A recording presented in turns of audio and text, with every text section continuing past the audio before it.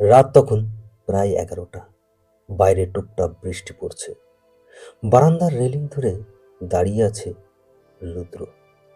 তার হাতে একটা পুরনো খাম, হলুদ হয়ে যাওয়া কাগজ, উপরে লেখা, যেদিন খুব একা লাগবে সেদিন খুলবে। এই চিঠিটা দিয়েছে তার মা। আজ 3 বছর হয়ে গেছে, মা নেই।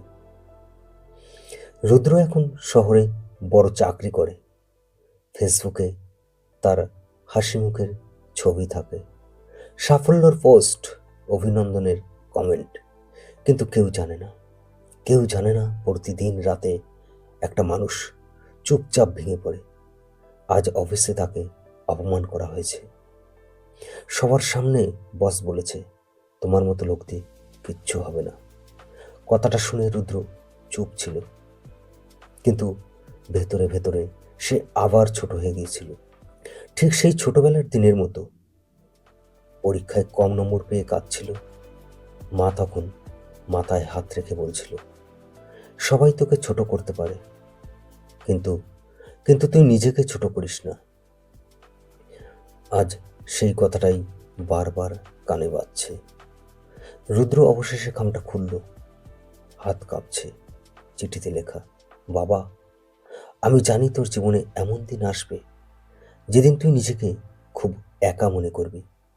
মানুষ তোকে ভুল বুঝবে, তোকে অপমান করবে, কিন্তু মনে রাখিস বাবা, তোর ভেতরে একটা আলো আছে। সেই আলোটা কেউ নিভাতে পারবে না যদি না তুই নিজে নিভিয়ে দিস। আমি থাকবো না সব সময়, কিন্তু তোর সাহস হয়ে পাশে থাকবো চিরদিন।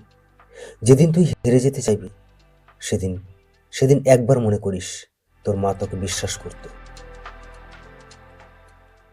চিঠিটা পড়তে পড়তে কাগজটা প্রায় ভিজে গেল, বৃষ্টিতে না, চোখের জলে। রুদ্র বুঝল সে আসলে চাকরির জন্য লড়ছে না, সে লড়ছে নিজের ভেতরের মানুষটার জন্য। পরের দিন পরের দিন অফিসে গিয়ে সে আগের মতোই কাজ করলো, চুপচাপ, কাউকে কিছু প্রমাণ করার জন্য না, নিজের কাছে হারবে না বলে। দিন কেটে গেল, মাস কেটে গেল। একদিন সেই একই বস তাকে ডেকে বলল, আমি ভুল ছিলাম রুদ্র, তুমি সত্যিই পারো। রুদ্র শুধু হালকা হাসলো, কারণ সে জানে তার জিতাটা আজকের না, তার জিতা সেদিনই হয়ে গিয়েছিল, যেদিন সে ভেঙে পড়েও নিজের আলোটা নিভতে দেয়নি।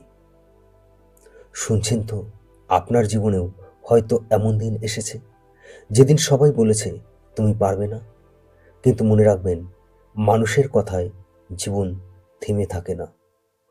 আপনার ভিতর একটা আলো আছে, সেই আলোটা যদি বাঁচিয়ে রাখতে পারেন, তাহলে একদিন পুরো পৃথিবী আপনাকে আলোকিত দেখবে। হ্যাঁ, এটাই নীরব লড়াই, এটাই নীরব লড়াই। চিৎকার না করে, ভেঙে না পড়ে, চুপচাপ নিজের আলোটা জ্বালিয়ে রাখা, এটাই জীবন। তো বন্ধুরা, এই গল্পটি কেমন লাগলো আপনারা অবশ্যই কমেন্ট করে জানাবেন। পারলে ভিডিওটি শেয়ার করবেন এবং চ্যানেলটি সাবস্ক্রাইব করবেন। দেখা হবে পরের কোনো ভিডিওতে। ধন্যবাদ।